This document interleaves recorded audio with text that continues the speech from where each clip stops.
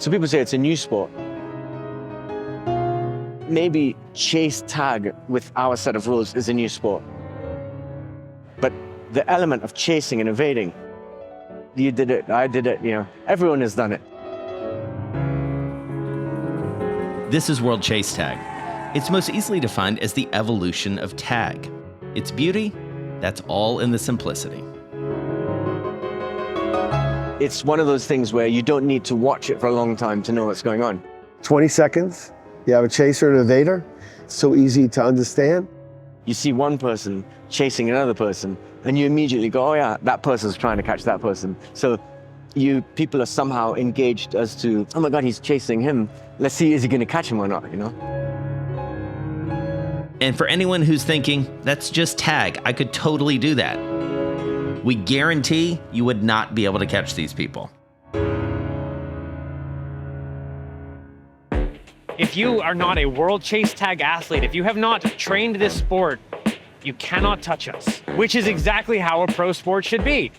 The skill level of every athlete here is through the roof. That is what World Chase Tag has become now. It is incredible to be a part of this sport. From humble beginnings to a viral sensation and broadcast on ESPN to protecting their intellectual property from competitors, the story of World Chase Tag is a fascinating one. But the story isn't finished. If anything, it's just begun, and it will take their small but dedicated team to take this sport from a niche following to a worldwide sport and phenomenon. This is Next in Sports.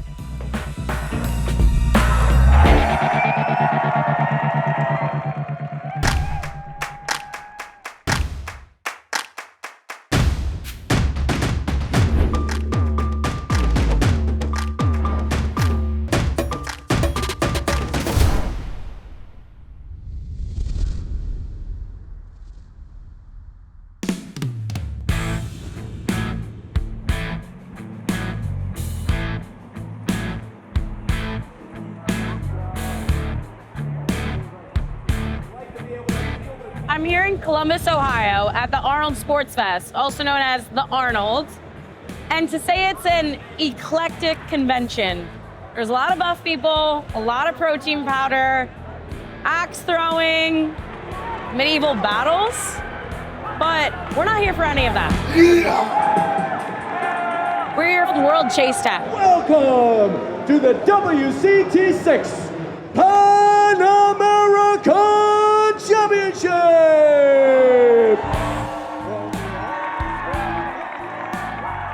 So why would a sport like professional tag set up as one of the premier events at what is ultimately a bodybuilding convention? The answer is because it is beneficial for both parties.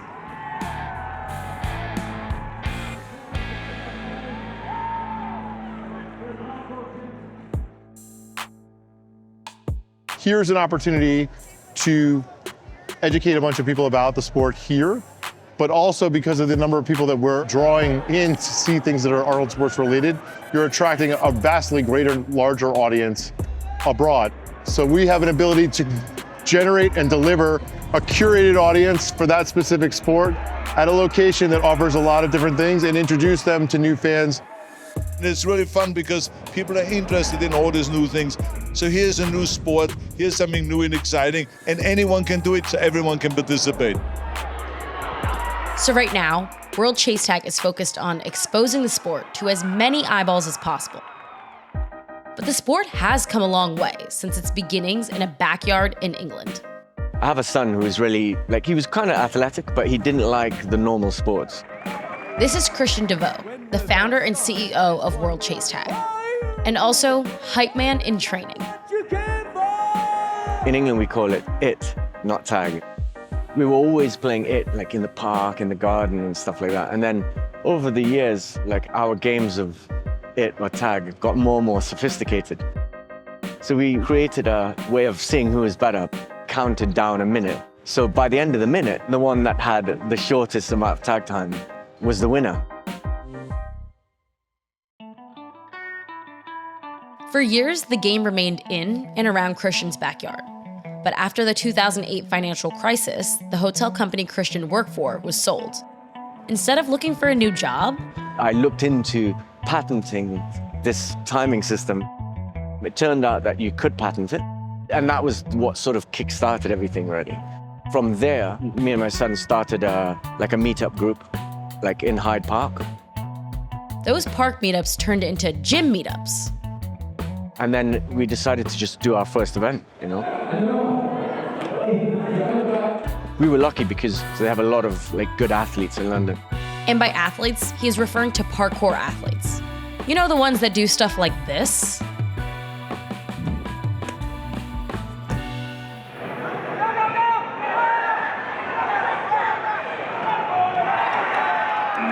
This is the first sport in the parkour world that has ever broken out into the mainstream audience, which is so exciting because that is going to create opportunities for parkour athletes that have not existed up until this point. And when you look at those first meetups, as opposed to what this is behind us, what goes through your head and how different was it? So it's more kind of running based. And the reason why we developed was because those obstacles, they're boxes and bars. So you'd vault over the box or you would crawl under the bar. And so we wanted to try and see if we could create this variation of movement. And so my brother joined and we designed sort of the first iteration of the quad that you see behind, you know. So while patenting a timing system was key to copywriting the sport, building the quad, or the arena where the action happens, was absolutely integral to World Chase Tag's success. We all know who started this. To Kerry, to Johnny, to Mike, to the athletes, and to the DeVoes! Don't get caught! Well, when we first started in the garden, we just had very sort of simple obstacles. We used to couple bins, a garden bench and things like that. But as we started taking more seriously, we knew we needed sturdy obstacles. So we invested in some scaffolding and just started to play around with a few designs. And as we played in it more, we started to get an idea of what worked and what didn't work. And over time, we developed a sort of first draft of the quad. And we managed to build it all. You're the evader, right? Yeah. I am the chaser. If I land there, right, where are you going to go? If I land in that hole. If you jump in and land here, Yeah. I would go with it. Would you? You know, my momentum, if I land here, momentum's going to take me here. We quite quickly realized that the action is better when there's interaction with the obstacles. Just look at Andy. He's got a good start. Wow. He just comes back on himself. And he goes back. One of the really key things to understand is a concept called EQ, which is evasion quality, and that's how much protection a certain obstacle provides for the evader. So a high EQ obstacle provides a lot of protection, a low EQ area will not provide much protection. So we used a lot of these metrics to kind of fine-tune the quad as we got more data. Probably the most important one is evasion ratio. So how many chases end in an evasion?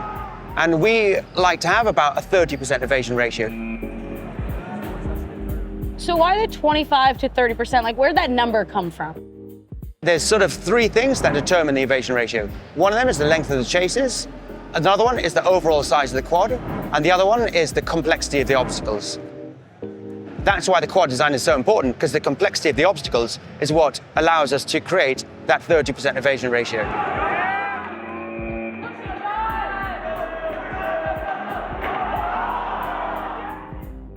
But what's been really interesting at this event is that I think all the teams are really well prepared. And even though we've been playing on this quad for quite a long time, there's still new moves coming out, drastically new moves. But those moves can't be practiced without an actual quad to practice on, which makes it difficult for the top athletes in the sport. Our team last week, we just flew to Atlanta to go train on the quad before we come here. So this is our first competition that we've ever had training time on the course that we actually compete on.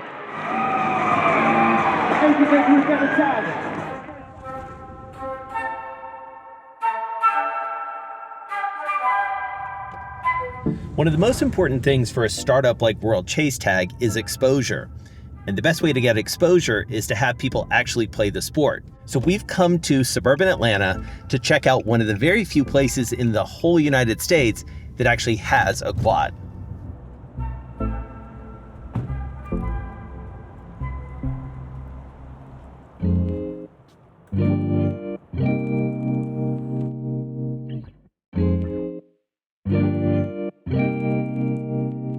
This is Dara DePaulo. She's an American Ninja Warrior and the owner of NYX Training Center, along with her partner, Michael Johnson.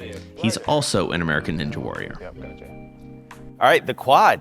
Here it is. Literally like the one and only outside of competition for the moment, right?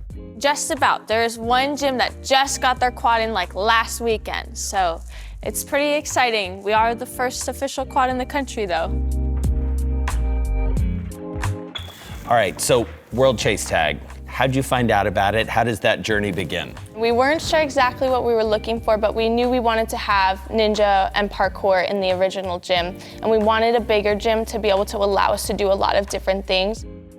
We found like World Chase Tag on YouTube, and we found it on ESPN, and we started watching it, and I was like, no, this is definitely something that I really want to have in the gym. But since no other gym in the country had a quad yet, like trying to figure out how we were getting one and logistically what that would look like and like what that would do for our business, if it was going to be a loss or we were going to make money off of it, was like a big thing. I was like, I think this is going to be great. And everybody was kind of like, oh, well, nobody else has one. Are you sure you want to take that leap? But when we reached out to them, they were super excited. The team that came to build it had representatives from all over the world comes. It was a little bit of trial and error, but then we got the quad. Would you say at this point from your business perspective, has it sort of paid for itself? Has it turned a profit at this point? We've only had it for 6 months now, so it's starting to catch up and pay for itself. It's definitely something that was a good investment on our part, and I think as the sport continues to grow, we'll definitely be able to turn a profit on it. What is it, do you think, that will really take the sport to the next level? I think more gyms getting quads will definitely help the sport grow. It'll give more people the opportunity to see what the sport is. It also gives the athletes opportunities to film content on the quad, which then gives them sponsorships, which brings bigger companies in. 1, 2, 3. Back in Columbus, Vanessa gets to see the end product of being able to practice on a quad like this.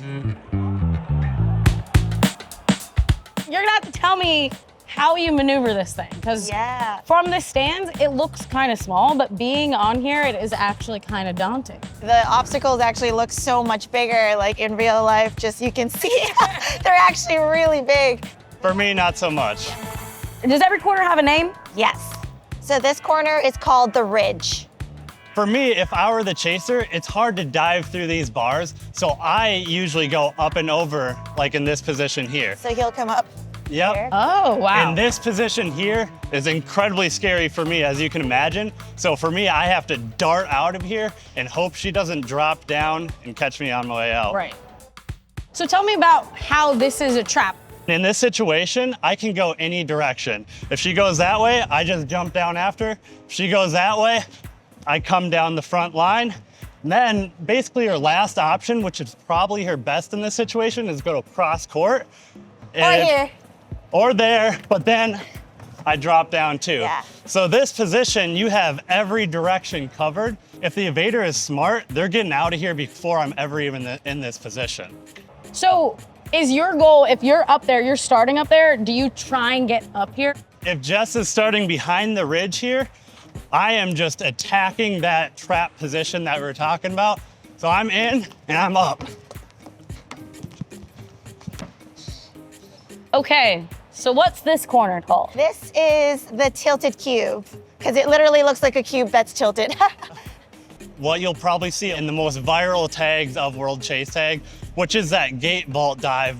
So if you get in this trap, you're within the cube as a chaser, and they're still stuck there, they're almost done for at this point, because if they go this way, it's open for me to tag. But if they go this way, you ready?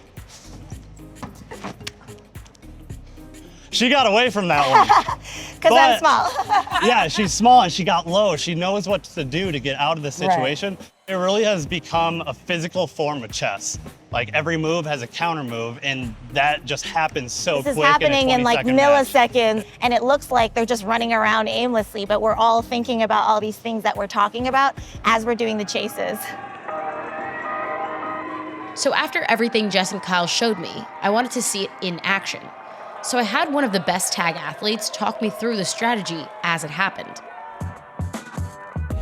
I would say, like, when I play, I'm trying to push the evader into a certain corner so I can, again, box them in.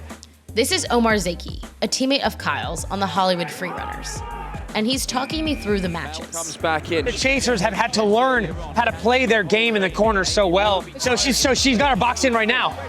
So, oh, wow. Oh my gosh. So it's on you as the chaser. You have to make a move. Yeah. You have to force me to do something. Right. She did really well. She boxed Amy in, she got in the corner, but she didn't execute on the trap. It's really tough because in that moment, your brain is thinking of 5 or 6 different things you could do. You have to be decisive. You have to make a choice. Exhausted, the decision. Well, so like the interesting thing about playing her is that we're not getting paid a salary. So Correct. why play her? Why risk it? We're here because we want to play. We want to be great athletes. We want to take this sport to the next level. So every athlete is so dedicated to this team. To see it grow, to be in this venue for the first time, to have so many people seeing this sport for the first time.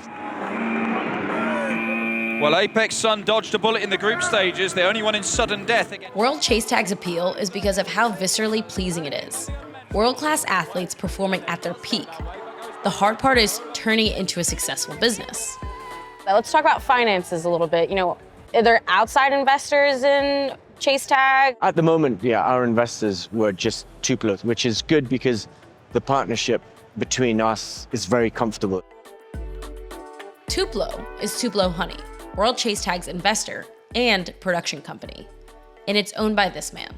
We produce 800 events a year. We have a tremendous client base, NFL people, NFL teams, ACL, Cornhole, Professional Fighters League, on and on and on. So tell me about your relationship with World Chase Tag. I was intrigued by it. I stayed up all night watching every single video they had on YouTube. And I'm like, wow, 500,000, 300,000, 2 million. And then this is like 2019, I believe. And I'm like, wow, this fits a lot of buckets of something I've always envisioned that could be really a global product. Didn't look expensive to produce. It looked cool. It had the cool factor. I thought it would be an 18 to 34 viable product. Called these guys in the UK, and we negotiated back and forth for like 8 months. It took 8 months because World Chase Tag was being courted by multiple companies and investors. We get approached a lot by TV, like do an entertainment thing, but for us, in our core, it has to be a sport. Carrie is totally supportive. When we explain to him, we don't want to do entertainment, right? That has a sporting element. I have a thing about forced drama. There's enough drama in sport done correctly that you don't need to force it. It was a tough negotiations, but finally we made it through. We became partners and we funded the initial launch of World Chase Tag as you know it now. This is World Chase Tag, the planet's ultimate pursuit contest, which takes being hunted down to a spectacular... We couldn't have asked for a better partner like that, who's really supportive, who understands us completely. One of the most critical things Kerry Glotzer brought to World Chase Tag, his connections. And the first order of business was taking World Chase Tag from social to broadcast. So tell me about Tupelo Honey's relationship with ESPN and then how you got World Chase Tag on. Tupelo Honey is a big vendor for them. Tupelo Honey produces lacrosse, MMA, basketball, college football for ESPN and other stuff. The value is exposure, visibility.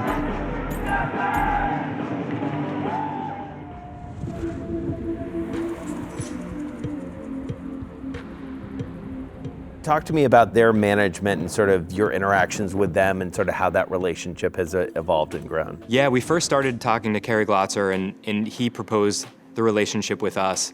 And again, great relationship right out of the gate with Kerry. Felt confident that we were going to have a steady partnership.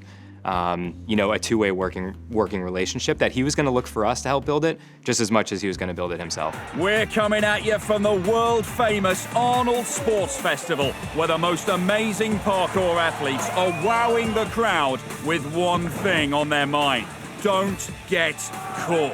It's the first ever... And so from a storytelling perspective, you mentioned, does that take more investment from your part, more investment from their part, both? Like, how do you build that more sort of complicated production? The social aspect of it is a big piece. The expanding our lane notion of just trying to get a different audience to our network is a major piece. That is still viewership, but it's expanding that lane a little bit. So we look at demographics. How is it performing on social media? Most of the time, it's very positive of just, yeah, ESPN, again, not taking ourselves so seriously, risk-taking, and showing differentiated content. This is it. While World Chase Tag was finally testing the waters of broadcast TV, competition emerged. All right, Shawnee, your time to beat is 2 minutes and 11 seconds. And the tagger you'll be up against is your nemesis, Dynamite. Christian refused to gamify his sport, but Fox's Ultimate Tag had no qualms about doing just that. And they used quite a few athletes from World Chase Tag, as well as big NFL names like J.J. Watt. This is Ultimate Tag. We need to talk about Ultimate Tag. Can you talk to me about what that time was like when it came on the scene for you? Yeah, it was a difficult time for us. They'd taken a lot of things, that taglines and stuff that we had used. We were still early enough that people don't recognize the difference between like what's theirs and what's ours, yeah? When people see this, they think it's us, you know, and this was a big problem for us because if it was done well, then no one would want us. And then if it wasn't successful, then when we're trying to approach other broadcasters, they'll say, oh yeah, I heard that didn't work. The world's fastest tagger. Ultimately, Ultimate Tag was canceled after just one season, and Christian feels like they're still alive because of passion for the sport. For me, I've invested everything. Me and Damon will sit and we will debate for an hour on why is that bar there. There's zero possibility that someone at a show like that, like some producer, is thinking about safety or range of movement or gameplay. It's just like, what does it look like? If it looks good in a sizzle reel, but when you cut it to the competition, the gameplay is just not going to be as good. Simple as that. Overall, the event at Arnold Fest was a roaring success from the perspective of the World Chase Tag team and for the Arnold Sports Fest organizers. Those guys and those women are in such extraordinary shape. I mean, they're so flexible, they're so quick, and they are just as fast as hell. Yeah, looking forward to seeing it on ESPN. Well done to all of you, as always. Thank you. Go. It's another element in making the sport more legitimate, but there's still a long way to go. When you're thinking of how tag is run and how it's growing, are there improvements that you feel like they could make to make the sport better? The fact that the women's league exists was like the one thing that we wanted to happen, and now it's existed, and I think it's just going to keep growing. So I really love that. When you're thinking of the future of World Chase Tag, what is success for you? Success for me is getting the sport to a point where there is financial gain being made, not just by World Chase Tag, but by all of the people within the community.